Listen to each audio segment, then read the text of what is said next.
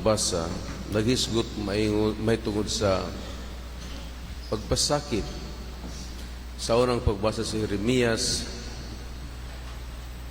gilitag na sa mga Hudiyo o kining mga tawhana na himong masinupakon sa kabubuton sa Dios, bisan kung si Jeremias magsangyaw lamang kung unsay gisugo kaniya sa Dios, apan ining gayon na patyon hinuon siya nga nagsangyaw, nagbuhat og matarong. Mao ngayang pag-ampo nga unta ligunon siya sa Dios ug hayagan pa siya sa pagatubang niini nga mga kasakit.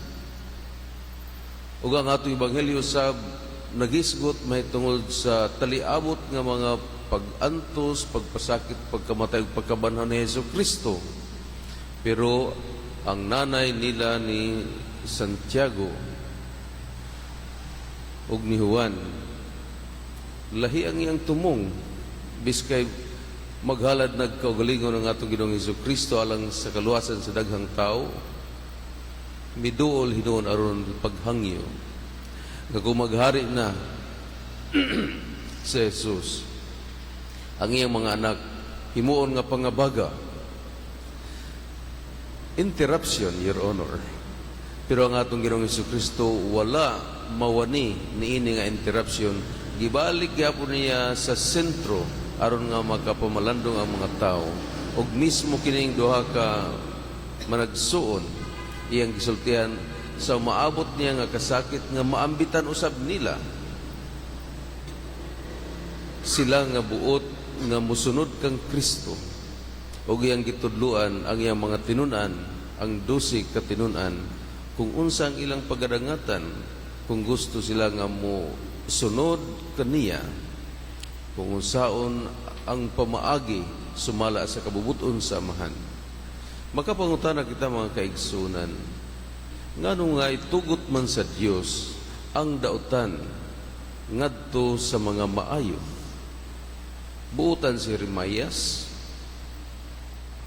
sa kabatanon pa niya.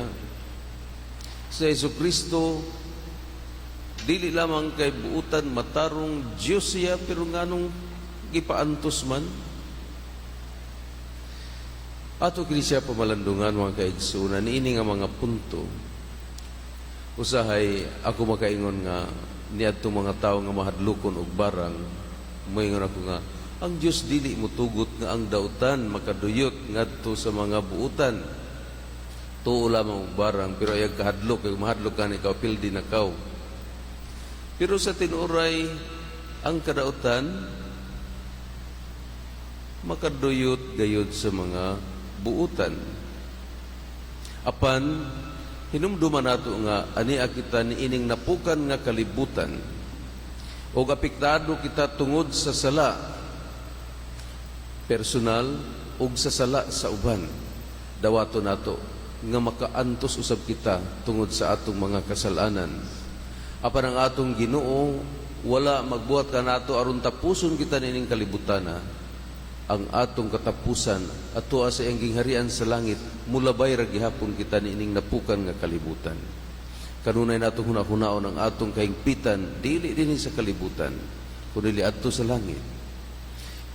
Gitugot ni Jesus nga may tabo ang dautan ngadto sa mga maayo aron ang mga maayong tao sa kadlaw-adlaw kanunay mabag-o ang ilang kasing-kasing, kanunay maligon ang ilang pagtuo o matransform ang ilang espirituhanong kinabuhi. Gitugot sa Dios nga ang dautan makaduyot ngadto sa mga buutan ug maayong tao, apan iya usab gisangkapan og ministriya, misyon nga human malampasan ang mga kasakitan o mga problema, gitahasan usab kining tawhana sa pagtabang sa uban.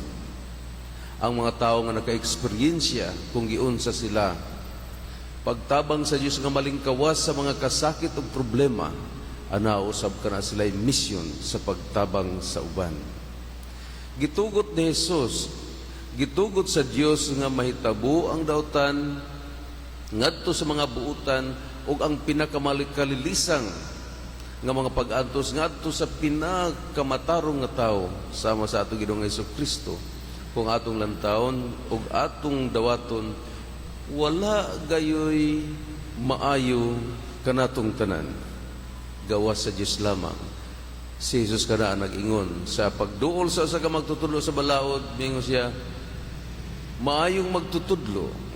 Mingon si Jesus, wala may maayo, ang Diyos raman ang maayo. Padayon na rin, unsa may mong tuyo. So, si Jesus ra kayo ang maayo, o kung buot kita musunod kang Kristo nga maayo, hingpit og Diyos, dili usab kita exempted sa mga kasakit. Apan atong inumbran mga kaigsunan, nga sa atong pag-ambit sa mga kasakit ni Kristo, nga wala na laing makatupong niini beyond our imagination, kita kung dawaton ka nato nga kalabot usab sa plano sa Dios, mahiusa usab kita sa pagkabanhaw sa atong Ginoong Hesukristo.